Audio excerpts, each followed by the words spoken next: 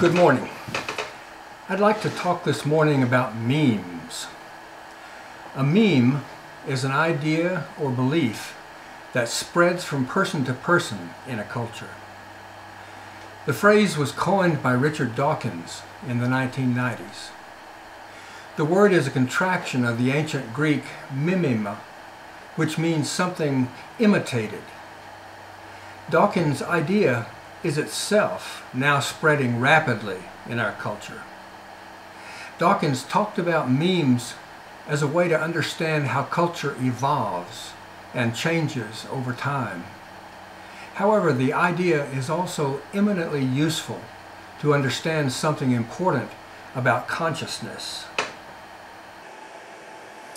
We know almost nothing about consciousness, in spite of the fact that each of us has access to consciousness, which resides just behind our eyes. We have only to turn our awareness inward to observe consciousness in action.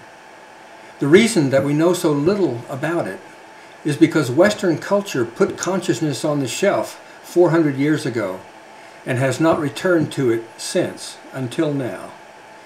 René Descartes famously split consciousness off from material and declared that although we can study the material world because it is observable and testable, we cannot study consciousness.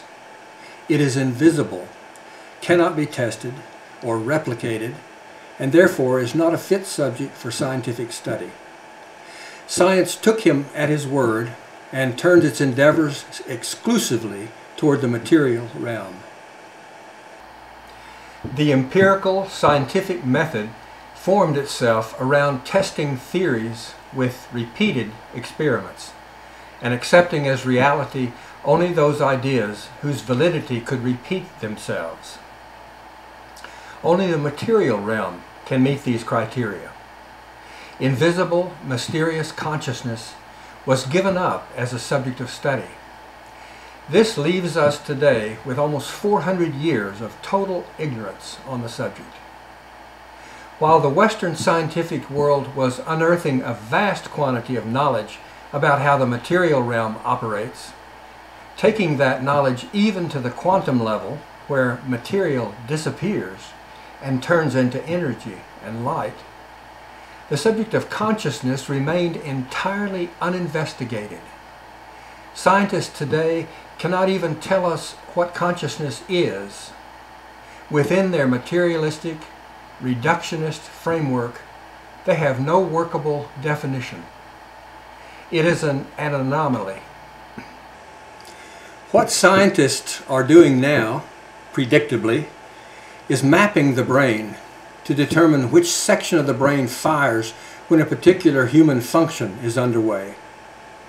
This is based on the assumption that the material brain produces immaterial consciousness. This assumption has things exactly backward. Immaterial consciousness is not created by and within the physical brain. Consciousness is the primary reality. Material reality is the secondary byproduct. Consciousness exists outside the brain. In fact, it is everywhere. It is in everything. It exists throughout the cosmos. The cosmos is awake, aware, intelligent, and conscious. We float in an ocean of its consciousness. That portion that we experience as our individual consciousness is streaming into and through us from being, the living and conscious cosmic field. It is a temporary gift to us. Our brain is active with consciousness, but it is filtering the consciousness flowing through it, responding to it, and making it useful to human life. It is not creating consciousness, it is utilizing it. The reason that the discussion about memes is important is that it is a signal that we are at last turning toward invisible consciousness as a subject to be seriously studied in its own right.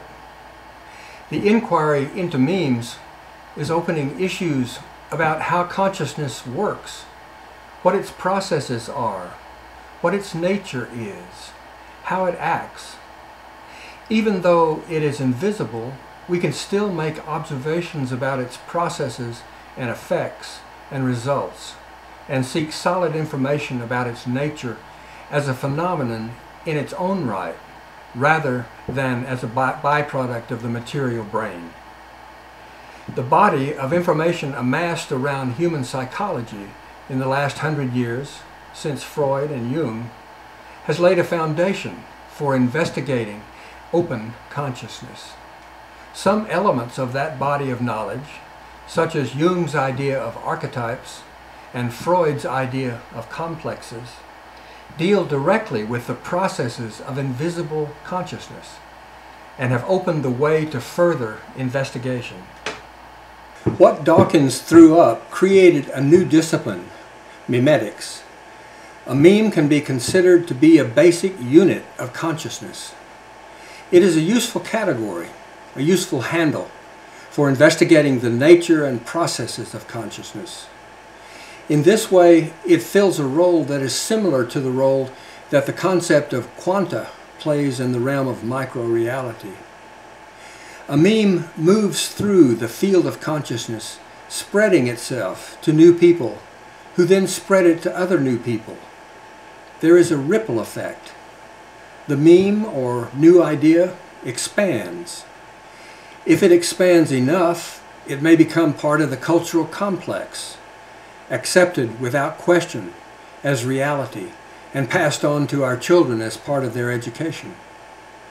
We are all in the grip of the existing cultural complex, a large part of which has been inherited from the past.